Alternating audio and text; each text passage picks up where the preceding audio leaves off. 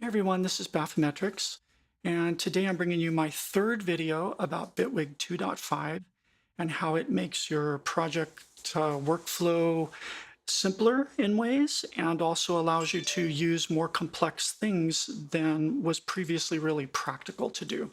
So today I'm going to be talking specifically about templates and how 2.5 enables you to start using fairly complex and really loaded up project templates efficiently. Like it wasn't really practical to do that prior to 2.5. And I'm going to demonstrate that and explain why. The other thing that 2.5 enables is much simpler project versioning as you go forward. In the old days, before 2.5, and certainly even with Ableton Live 10 today, there's a constant struggle as your project becomes more complex and filled up with stuff. You're always trying to simplify it, flatten things to audio, version it forward, and then in the newer versions, delete things that are eating up resources. And this requires you to keep track of where in your older set of version numbers you still have some original MIDI track or some original this or some original that. And it's just really complex to wrap your head around all of the saves you've done for a project and where things are. But in Bitwig, you no longer have to do that anymore, starting with 2.5. Really, you can think of product versioning as just sort of like safe snapshots as you move forward so that if something goes bad, you can just revert to your latest snapshot. But you don't have to think about simplifying projects anymore. And that makes project workflow a lot easier. So I'm going to demonstrate that too. This will be a really short video because these are easy concepts to talk about and demonstrate. So let's hop right into it. The first thing I'm going to talk about are templates and how you can start using much more complex templates than you might have previously done. And here's a good example. I've made a template, a demo template just for this video. And I'm going to open it and I'm going to time it with a stopwatch. Let me get my stopwatch up. All right. So I'm going to click open. Let's see how long it takes. And pay attention up in this corner of the screen where it shows that it's loading all the VSTs associated with the template. Also watch over here in the Bitwig Studio section of my resource monitor and watch how many different Bitwig host processes end up getting opened as we open this template. So here we go. Clicking this to start.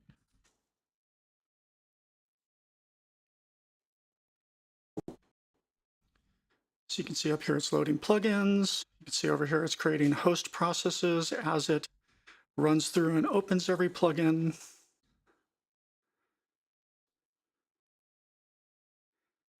And stopping my stopwatch. So that took 20 seconds. For a template that doesn't really have that much in it, all things considered, I've in the past, I've tried creating much more complex templates. So look at all this memory that's used up by this template. 3.2 gig of memory, really large amount of plugins being loaded from different manufacturers, as you can see. If we look at the CPU monitor, you can see it's already showing about 15 or 20% usage in this little graph. And here you can see again, 15 or 20%. And I'm not even, this is just sitting here idle, right? So what's in this template? I've got three things that I talked about from my previous video, which are these pre-made groups for getting like drum patterns out of other pieces of software, other VSTs, and flattening them real quickly. So they're just preloaded and ready to go. I've got Serato Sample and Scaler, which I use all the time during projects for some utility functions. And then down here in the master track, I have my mix bus chain, my mastering chain, and my metering rack, all of which have a fair number of things in them. Just briefly take a look at those.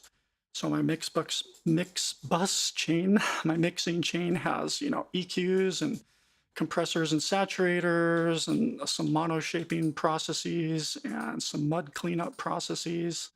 My mastering chain is fairly simple. It's just a clipper and limiter, a spectral dynamic resonance controller if I need it, and then a dithering plug. And then finally, the metering rack has all the tools I typically use to meter, which are things like a little 2-bus controller from Matt, a custom built 3 extremes tester I made, sample grabber for Flux Studio, um, and various types of like spectrum analyzers and things that come in handy when I'm trying to do mixing and mastering. So, I'd love to have all these things just in my project, ready to go, ready to use. Uh, and the problem is, if I fill up a template with all this stuff, and let me kind of expand these out so we can see everything and turn stuff off in one go. All right, so in my mixer view here, you can see everything's on. And I'm going to collapse the screen again for a sec, let you see all these host processes and the total amount of memory used. So prior to 2.5, you could come in and start turning off all this stuff. So let me turn off Serato sample. Let me turn off scalar. I'm toggling them off. I'm bypassing them, right? This is just the same thing as if you come in and just click the little power button on every chain, right? You can see the power buttons are turning off. So every single thing in the project, in the template, is bypassed now. It's off. But you can see I've still got all this memory usage going on. The CPU usage got a little bit less.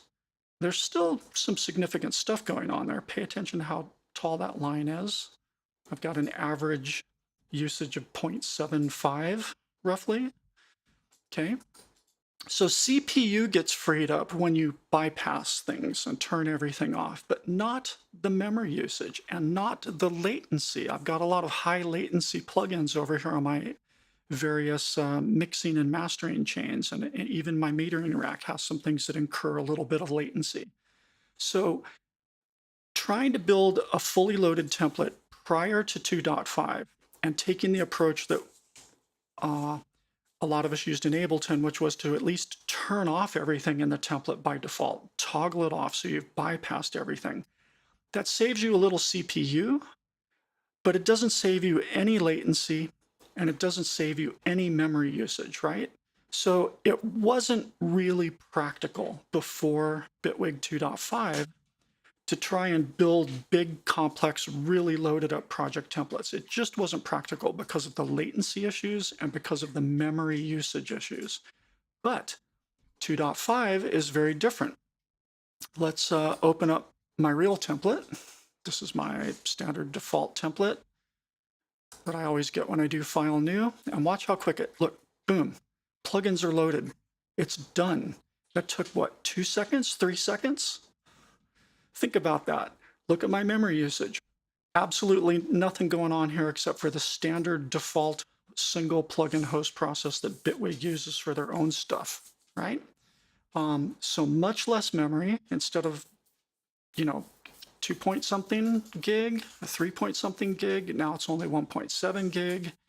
And my CPU, you can't even see it. If we look at the line, look how tiny that line is. The average load is only 0.123 instead of 0.750. And if we flip over to the mixer view, I've got all of 1.5 milliseconds of latency. And that's happening because of the Bitwig zone peak limiter, which incurs 1.5 milliseconds of latency. If I turn it off, I'm sorry, if I deactivate it, that latency goes away. See how the latency just went bye-bye? So, 1.5 milliseconds of latency, I don't care about. It's not going to affect my tracking in any significant way early on in a project. And the point is, everything you saw in the previous template I loaded is still here. As you can see on my master track, I've still got those 3 mixing chain, mastering chain, and metering rack. They're here, but they're deactivated. And likewise, if I click this button, you'll see that I still have those 3 or 5 different tracks, but they're deactivated.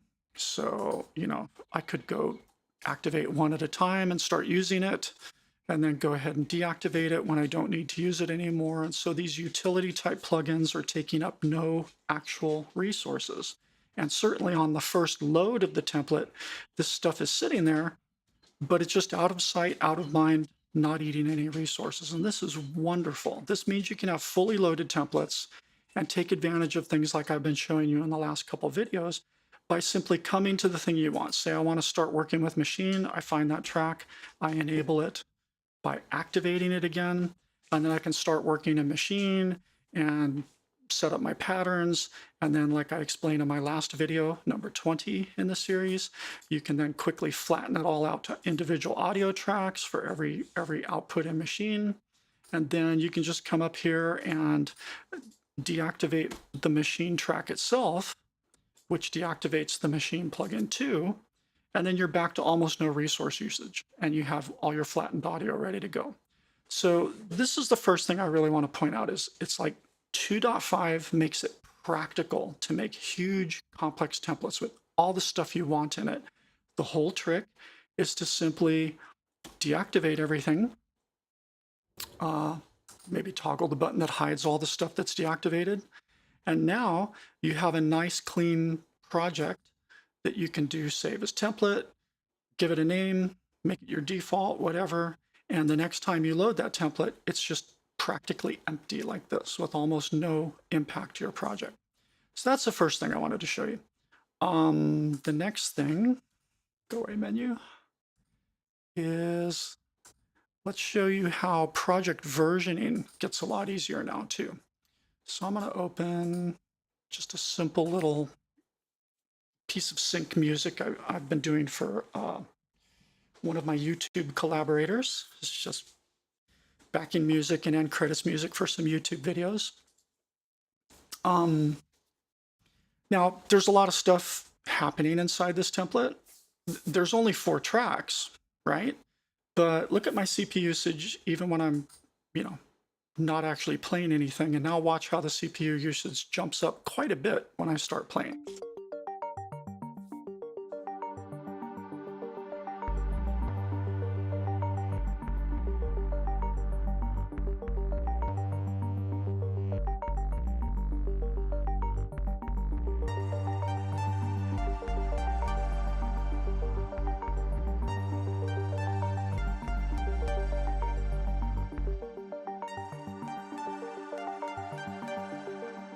Okay, and of course, all this high CPU usage is because I'm still running pure MIDI.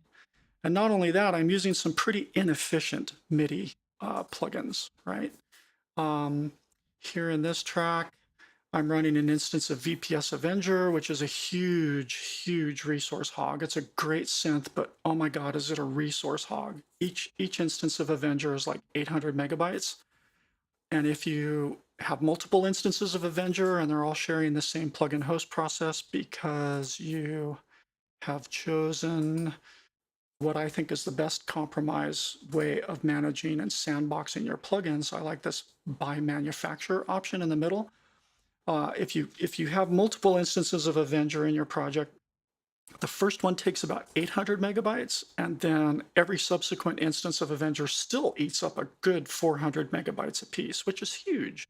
I mean, an instance of Serum is only 100 megabytes a piece, right? So I love Avenger, but I have a love-hate relationship with Avenger prior to 2.5 because I couldn't put too many instances in my project for different things. I had to constantly flatten them out and get rid of them as I versioned forward. So this track's using Avenger. This track is using Bassmaster, which isn't too bad. This track is using Thorn, which isn't too bad. And this track is using Circled by something Audio Workshop, FAW. I can never remember what their name stands for. But, 4 really good synths. I haven't simplified anything down to audio yet.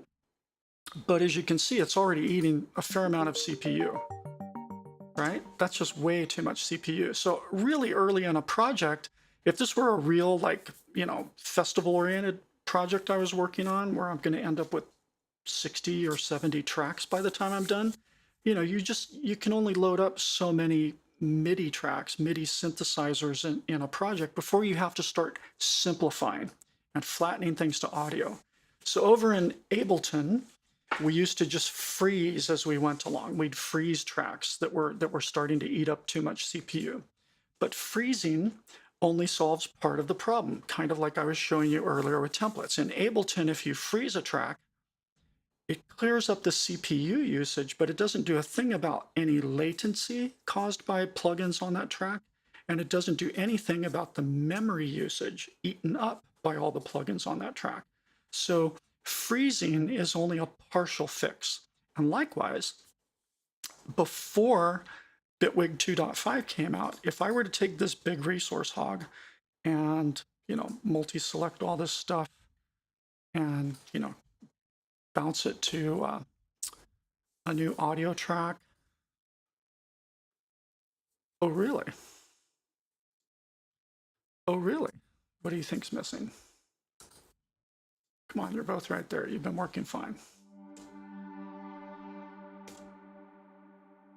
Well, I'm going to bounce you anyway. It's very odd. That might be. Oh, it's because I know why. I probably still have some old. Where are you? Where are you? Plugins. It's here. Ah, scalar. Yeah, I haven't fixed scalar in my template yet. So let's just get rid of scalar so that won't bother us.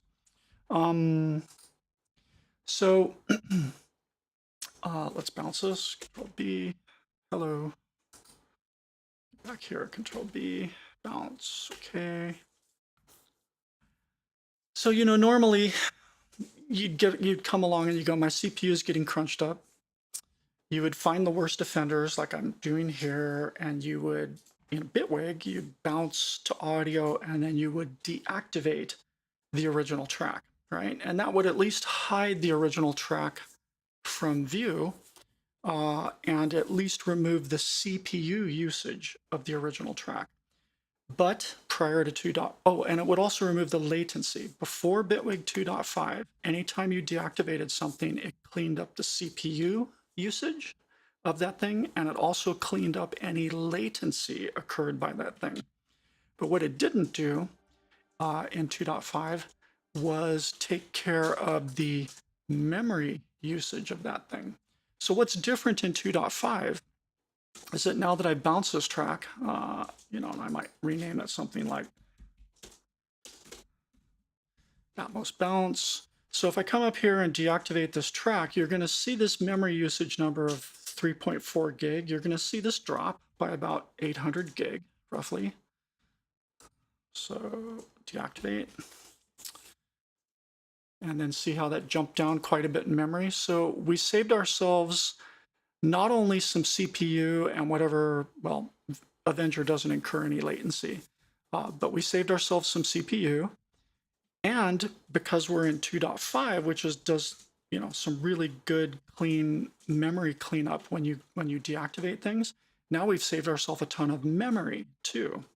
And so all these tracks, as they start getting as my resources start getting used up on my system, at any point I can just come along, select individual clips or whole groups of clips, bounce to audio, deactivate the original MIDI track, and latency goes away, CPU goes away, and memory goes away, which is the big benefit of 2.5. So what does this mean for the project lifecycle and how you manage and version your projects going forward?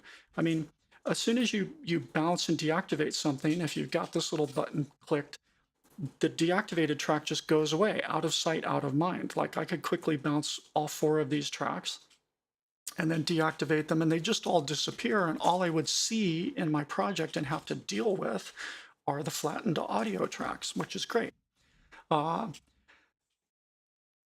Thing is, before 2.5, typically after a move like this, you would still want to actually get rid of that whole track that has Avenger on it.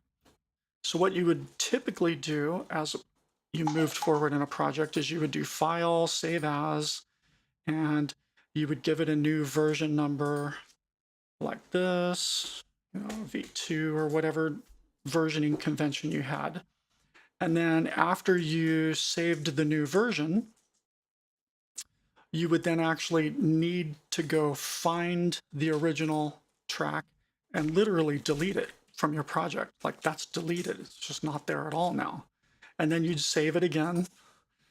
So now I'm saving, okay, this is my V2 save again. So I just overwrote my V2 save, and now V2 in my project folder, where are you?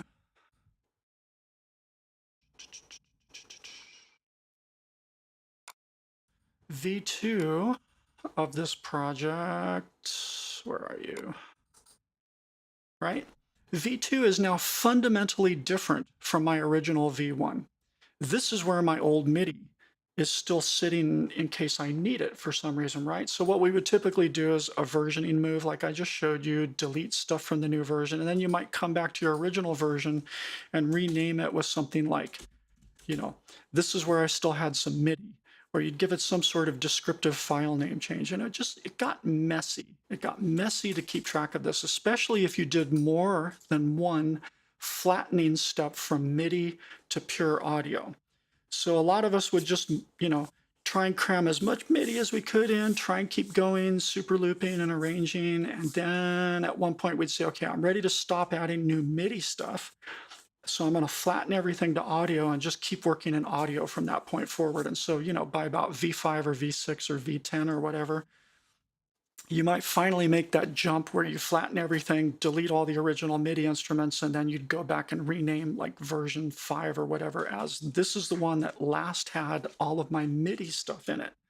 And then if you ever needed to go back to the original MIDI for some reason, like, you're further along in mixdown and mastering and just something isn't working. There's way too much resonance in some super saw track or whatever.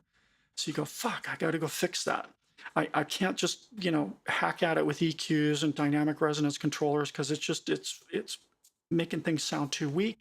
It's not really the best fix. So let me just go back to that original MIDI track, fix whatever the problem was in the MIDI, rebounce the track, and then, get that new bounce into my latest version of the product and move forward. And it was just a big nightmare to just go back and open up the older project side by side with your current project and make your move and bounce it. And I mean, you could do it. And Bitwig was actually easier on you when you needed to do this than Ableton, where you couldn't even open up two projects side by side and quickly drag a new bounce from one project into the other project. Bitwig made this easier, but it was still painful. But now, because you can simply flatten and deactivate and hide as you go, just hide the deactivated tracks, there's no need anymore to do this crazy versioning dance we all used to have to do. You can literally just bounce something, deactivate it, and move on. And if you ever do a file save as, you're really doing it just to make a new snapshot as you move forward. In case something breaks horribly or you make a horrible mistake, you go down a wrong path and you decide you don't like the direction you took the project in, well, you can just go back to your previous version and pick up again from there, right? So you can think of file save as and versioning as just simple snapshots now, just snapshots as you keep moving forward. You no longer have to use them for this complex kind of versioning where you're keeping track of older states of the project that had things in them that your new project doesn't. So if you've struggled with this like I have many, many times, right? Hopefully you see the value and just like, don't need to do that anymore. 2.5 makes it so you don't need to do it. Bounce, deactivate, keep this button toggled on most of the time so your deactivated stuff just stays hidden. And then if you ever need to get back and redo something, well, it's as easy as just, showing all your deactivated tracks, finding the deactivated track, reactivate it, rebounce it, and then deactivate it again. And you're keeping your CPU as clean as possible as you move along. You're keeping your latency as clean as possible as you move along. And you're keeping all of your memory management as low impact as possible as you move along. So this is really, a lot of people are unexcited about version 2.5 and they're looking forward to 3.0 and the grid and oh my God, but I think 2.5 is a really, really impactful release. This memory management enables so much stuff we just couldn't do before. It makes projects so much more efficient to work in. And you can do many more complex things you just couldn't do before, as I've tried to show you in my previous two videos and now this video. So this is pretty much the last thing I'm going to do for 2.5 and the changes in 2.5 because this was the impactful one, and I really thought these three videos would outline why this change to the VST management is so impactful for us. So thanks for hanging with me, and I'll see you later. Bye-bye.